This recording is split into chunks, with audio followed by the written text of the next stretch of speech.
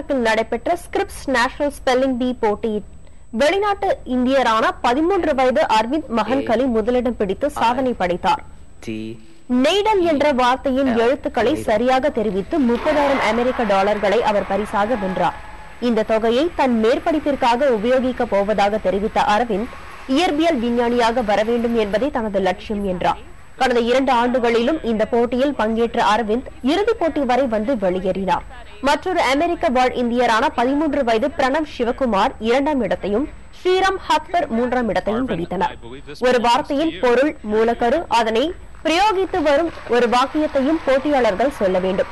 1927ஆம் ஆண்டிலிருந்து நடைபெறும் இந்த போட்டியில் 1,10,00,000 மாணவர்கள் பங்கு கொண்டனர்.